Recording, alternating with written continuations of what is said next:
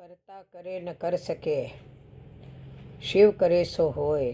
तीन लोक नवखंड में, शिव से बड़ा न कोई।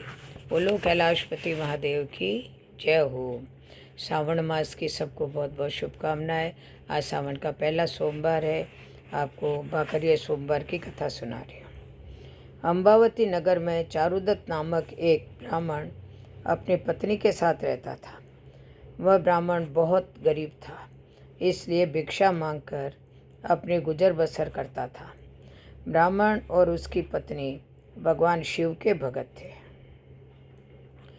और बहुत श्रद्धा से प्रतिदिन शिव की पूजा किया करते थे। घर आए अतिथियों का सम्मान कर उन्हें श्रद्धापूर्वक भोजन कराया करते थे। पति पत्नी गरीब होते हुए भी सत्यवादी थे। ब्राह्मण दंपति की भक्ति भावना एवं अतिथि सत्कार से प्रभावित होकर भगवान साधु का वेश धारण कर उनके घर पहुँचे। साधु को घर आए देखकर चारुदत्त बहुत प्रसन्न हुआ। उसने साधु की खूब आव भगत की और अपने बाँट का भोजन श्रद्धापूर्वक साधु को करवाया।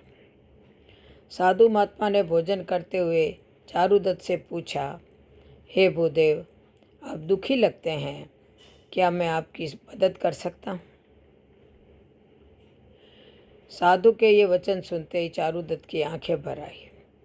उसने विनम्र भाव से कहा, महात्मा जी, मैं पंडित हूँ, ज्ञानी हूँ, परंतु अन्नदाता मुझसे रुष्ट है। मैं भगवान शिव की भक्ति करता हूँ, फिर भी शिव कृपा मुझ पर नहीं होती। कृपा करके आप मुझे कोई उपाय बताएं जिससे मेरे कष्ट दूर हो और हम दोनों पति पत्नी भूखे नहीं रहें। ब्राह्मण की बातें सुनकर साधु महात्मा ने धैर्य बंधाते हुए चारुदत्त को समझाया, सुख दुख तो जीवन के दो पहलू हैं, ये दोनों हमेशा साथ साथ चलते हैं, परंतु पूर्व जन्म के कर्मों का फल तो मनुष्य को भुगतना ही पड़ता है, इसलिए तुम दुखी मत हो। इतना कहकर साधु महात्मा एक पल के लिए मौन हो गए। थोड़ी देर बाद वह पुनः बोले, हे ब्राह्मण, तुम भाकरिया सोमवार का व्रत करो, इससे तुम्हारे पूर्व जन्म के पाप तो नष्ट होंगे ही, दुख दारिद्र्य का भी नाश हो जाएगा।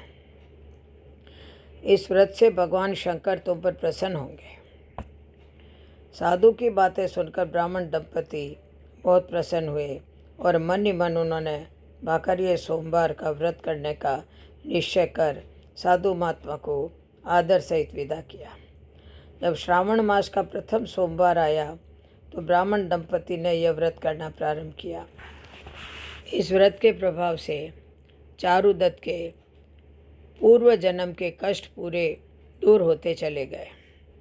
उसे राजाश्रय प्राप्त हुआ और वह राज्य पुरोहित बन गया। यह व्रत 3.5 माह तक लगातार किया जाता है। कार्तिक सुदी 14 को इसका उद्यापन होता है। बोलो जय श्री कृष्ण, जय जय श्री राधे।